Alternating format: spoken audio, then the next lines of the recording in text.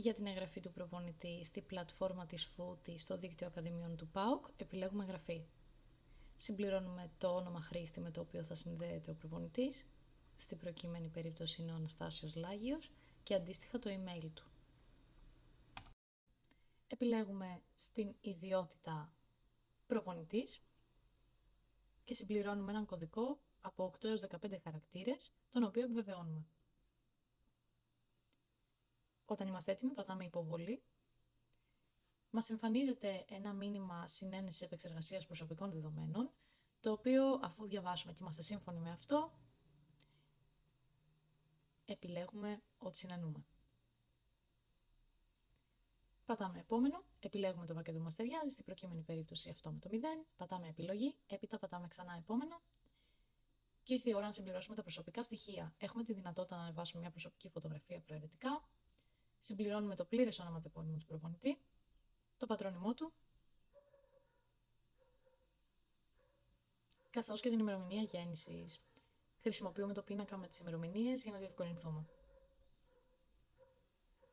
Όταν είμαστε έτοιμοι, πατάμε επόμενο, συμπληρώνουμε τα στοιχεία επικοινωνίας, ξεκινώντας από τη διεύθυνση κατοικίας, ο συγκεκριμένος προπονητής μένει στην Αττική, στην Αθήνα και συγκεκριμένα στη Κεσαριανή.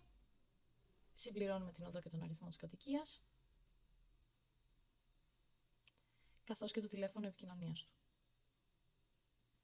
Έχουμε τη δυνατότητα να προσθέσουμε τα social media, Facebook, Twitter και Instagram, επικολλώντας το σύνδεσμο του προφίλ προαιρετικά.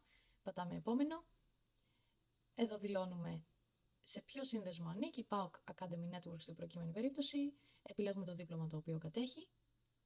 Στην ένωση επιλέγουμε ξανά PAOK Academy Network και διαλέγουμε αντίστοιχα είτε την ομάδα είτε την ακαδημία στην οποία εργάζεται. Στην προκειμένη περίπτωση ανήκει στην PAOK Διάπλαση και είναι προπονητής της ομάδας νέων. Αφού όλα είναι σωστά, επιλέγουμε επόμενο. Μπορούμε να προσθέσουμε ένα βιογραφικό προαιρετικά. Πατάμε επόμενο. Μπορούμε να προσθέσουμε μια προηγούμενη εμπειρία, επίσης προαιρετικά. Για παράδειγμα, ο συγκεκριμένος προπονητής έχει εργαστεί στον Ερμαϊκό, συμπληρώνουμε το όνομα της ομάδας, την ιδιότητά του, ήταν προπονητής της ομάδας νέων, καθώς και το πότε εργάστηκε εκεί.